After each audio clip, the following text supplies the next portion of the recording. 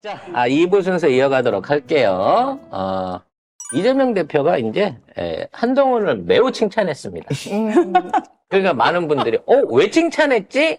라고 보는데 네. 한동훈이 이제 막 던지고 있는데 이제는 공약을 표절해 갖고 막 던지고 있거든요. 쟤들이 지금 얼마나 많은 선심성 공약들이 쏟아져 나오고 있는지 전반적으로 쭉 검토를 하겠습니다. 네, 이재명 대표가 어제 한동훈의 3자녀 이상 가구 등록금 전액 면제 이런 공약 제안을 두고 선거가 급한 입장이 바뀐 것 같은데 매우 칭찬한다고 말했습니다. 이건 민주당이 계속 주장해온 기본소득 이념, 기본사회 이념에 부합하는 거라면서 지금까지 국민의힘이 반대 입장을 취해오다 지금 선거가 급하니까 입장이 바뀐 것 같은데 매우 칭찬한다 이렇게 말했습니다. 우리가 하자할 때는 안 하고 급하니까 이제. 지금 와갖고 하자고 얘기를 하면서 이재명은 안 하고 자기들이 하는 것처럼 이렇게 프레임을 뒤집어 씌우고 있는 거죠. 그러니까 늘 그런 거 있잖아요. 무슨 뭐 새로운 정책이 발표되거나 지원책이 나오거나 하면 아니 정작 발의했던 민주당은 가만히 있는데 국짐이 아주 역마다 프레카드를 쫙 깔아요. 자기네들 다 했어. 자기들이 한 것처럼. 네. 자기들이 한 건 뭐냐면 우리가 숫자가 모질해서 이거를 거부를 못했어요. 이게 한 거거든.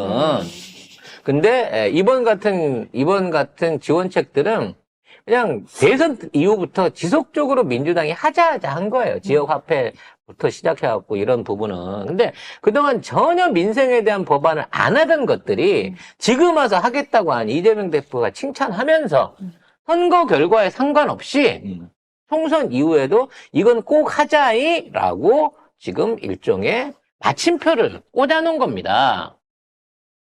결국 이래놓고도 나중에 가서 뒤통수 칠 각오, 안 지킬 각오를 하고 이제 막 던지는 것 같아요. 난 맥인 것 같아. 네. 아주 칭찬합니다. 그렇죠.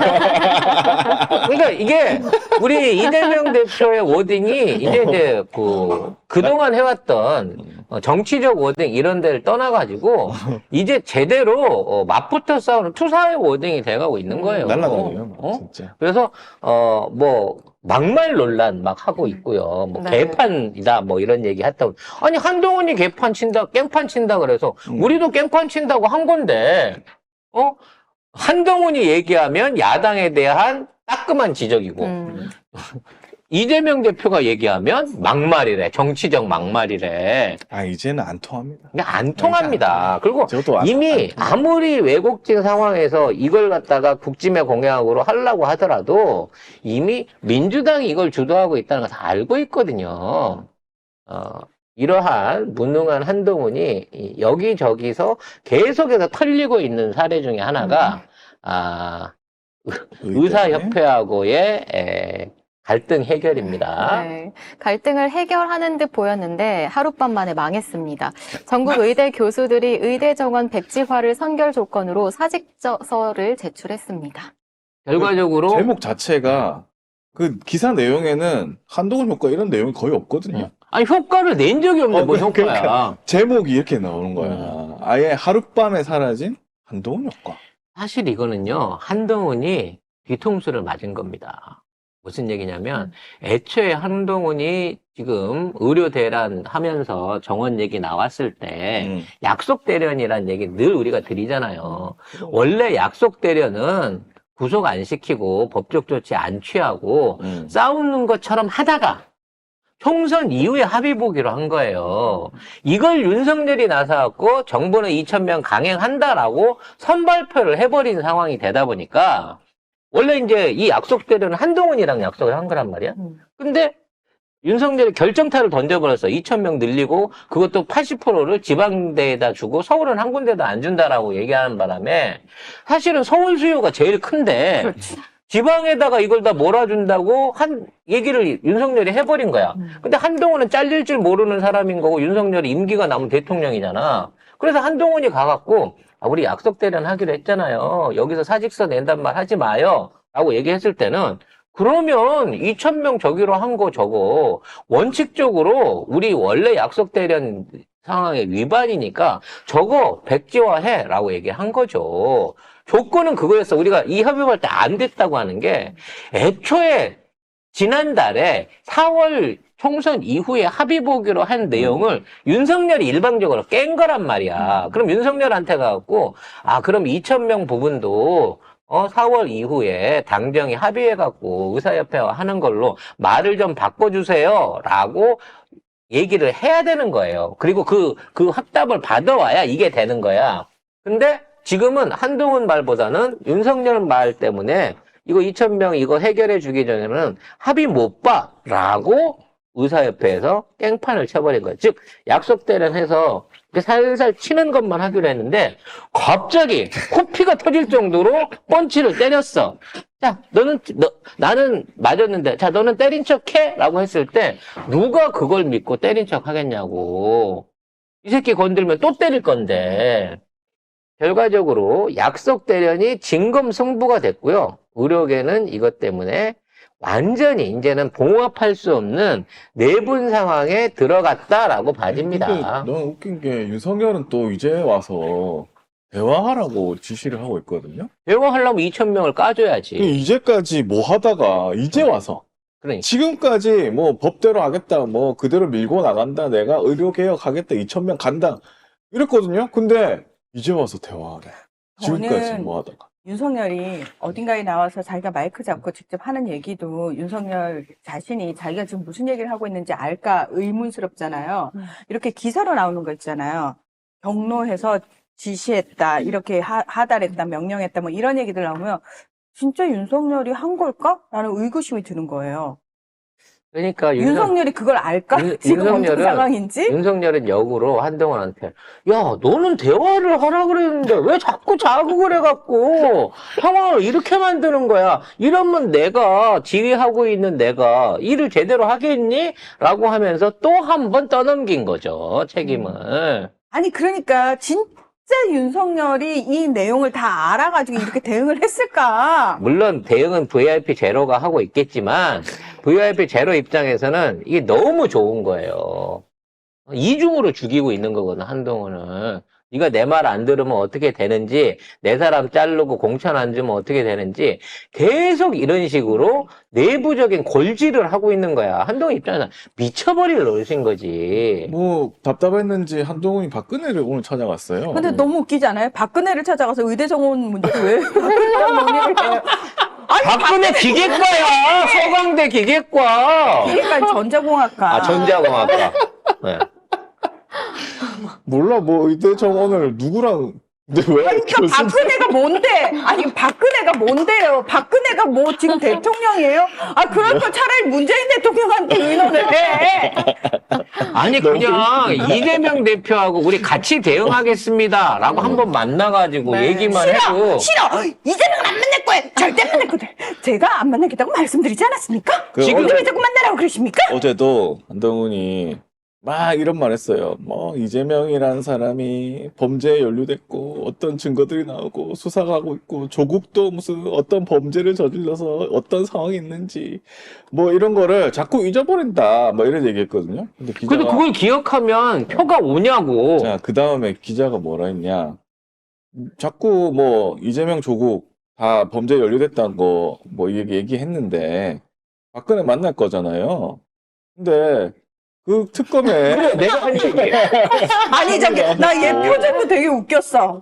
한동훈 표정도 되게 웃겼어. 박근혜 전 대통령 수사해서 유죄 확정까지 받으셨는데 이번에 만나기로 한 것과 관련해서 내로남불 요 똑같은 비판 받을 수 있는 것 같거든요. 혹시 수사할 때와 입장이 바뀐 게 있는지?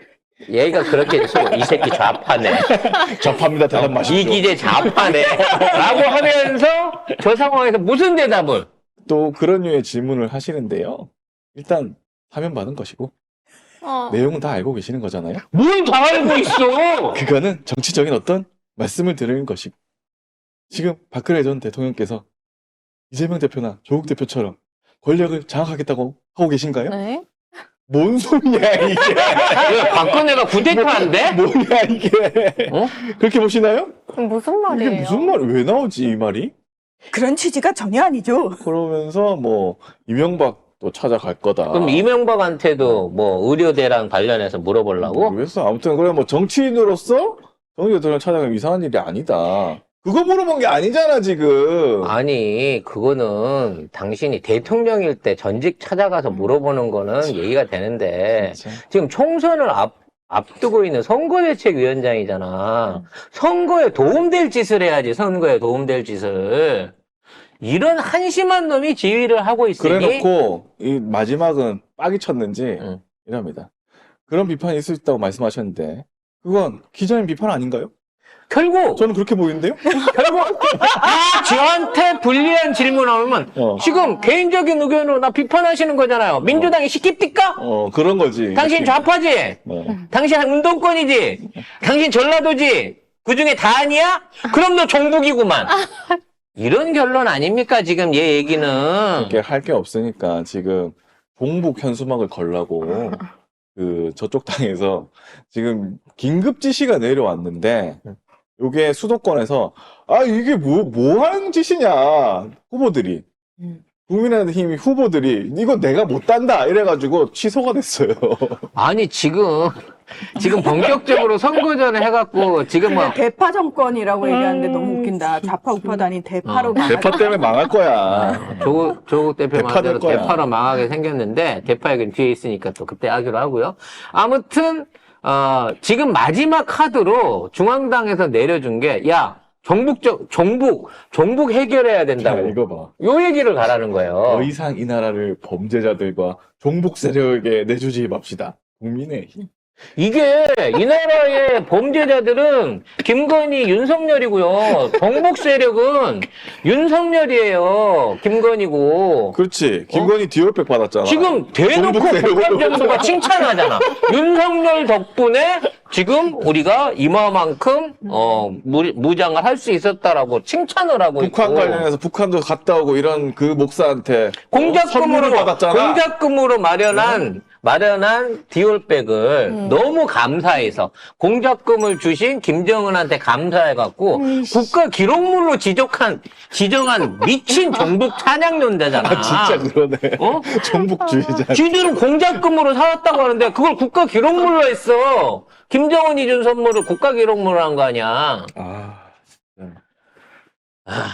진짜. 이런 와중에 지금 계속 망하고 있는 또 하나가 지금 비례대표 단체입니다. 임요한한테 이제 떠넘겼죠.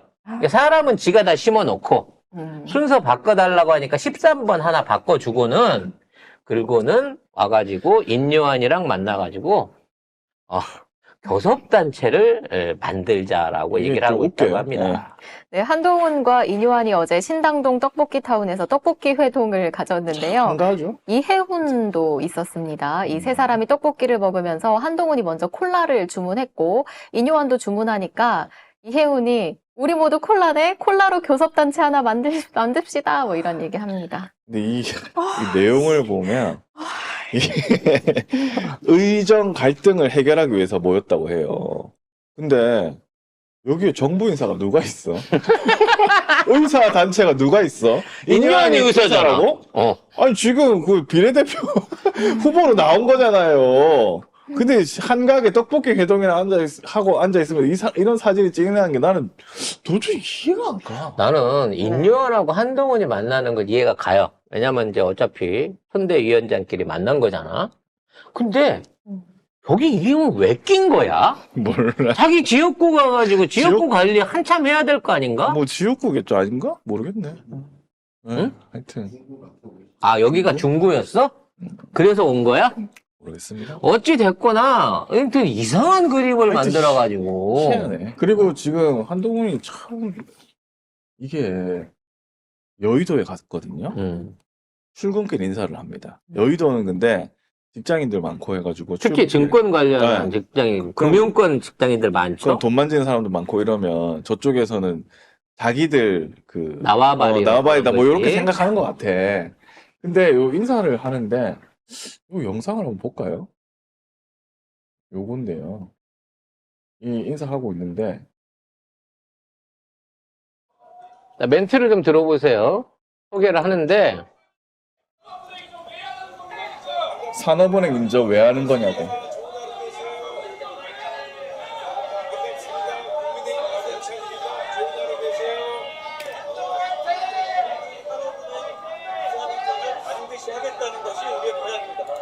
그러니까 여의도에서 이거를 인사를 하고 있으니까 그 산업은행 노조분인 것 같아요. 그래서 산업은행 이전 왜 하는 거냐고 항의를 하고 이제는 항의를 해도 입틀막을 못 한다. 카메라가 못하지. 있으니까. 근데 그냥 쫓아버리는 거예요. 네. 쫓아버리고 계속 인사를 하는데 그 멘트가 또 안녕하세요. 반갑습니다. 좋은 하루 되세요. 안녕하세요. 반갑습니다. 좋은 하루 되십시오.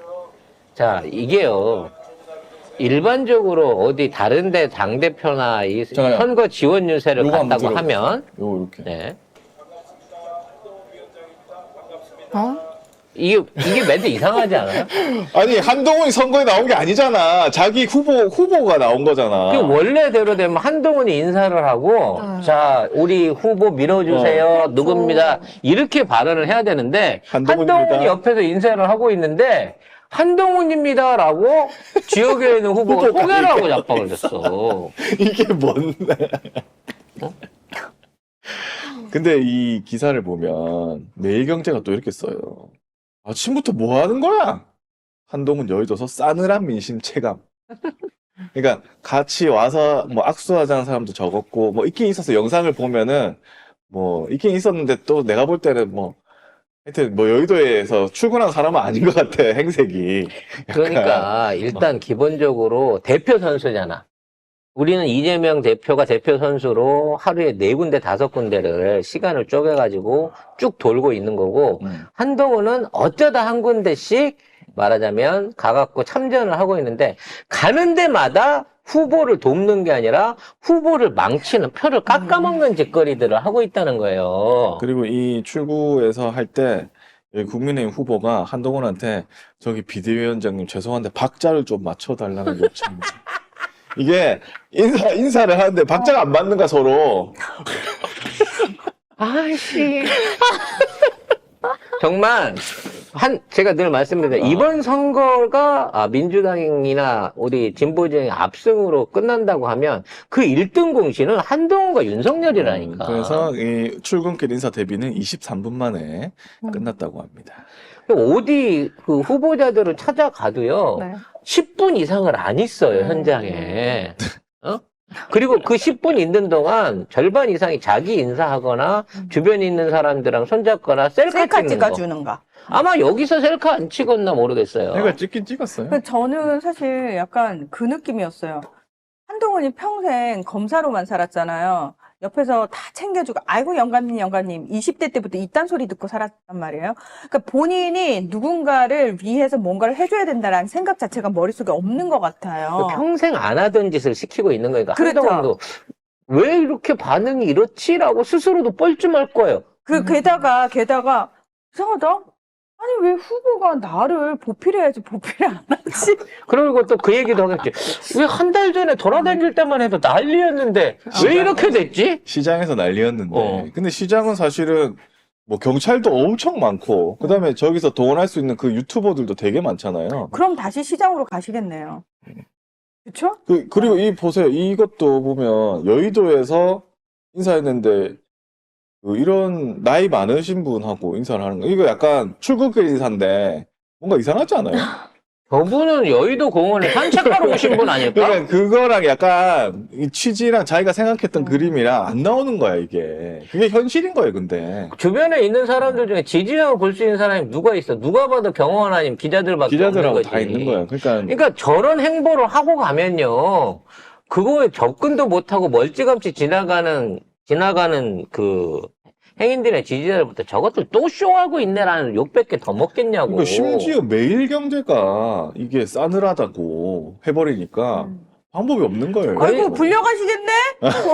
전화 받으시겠어? 그러니까 국짐 입장에서 조금 될 만한 가능성이 있는 후보들 있잖아. 오지 마 하는 거예요, 차라리. 안 오는 게 낫지. 안 오는 게 최소한 현상 유지. 안 오면 현상 유지는 할 수 있는 거기 때문에. 우리 세호는 그렇게 부산에서 후보님들이 오시라고 제발 좀 와달라고 저와 함께 해달라며 심지어 우리 서은숙 언니한테도 지금 잡힐까봐 안 가신다면서. 네, 잡히면 못 올까봐, 착취당할까봐 제가 못 내려가고 있는 상황인 건데. 부산에 눌러 살까봐. 네.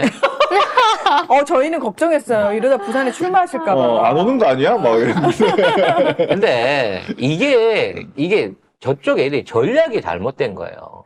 애초에 이게 대표자 싸움을 해갖고 양쪽 흥행몰이 하는 거거든. 옛날에 김대중, 김영삼 이렇게 그 맞대결하고 동시에 같은 데서 여의도에 모이고 보람에 모여서 집회하면 누가 더 많이 모였냐 하듯이 만일 그런 맞불을 붙이려고 하면 이들이 지지율이나 영향력이 비슷한 사람을 붙여야지. 한동훈이 처음에 등장했을 때 이재명보다 지명도나 뭐 인기가 훨씬 더 높다 그랬어요. 근데 현장에 데리고 나갈 때마다 아닌 거 확인되잖아.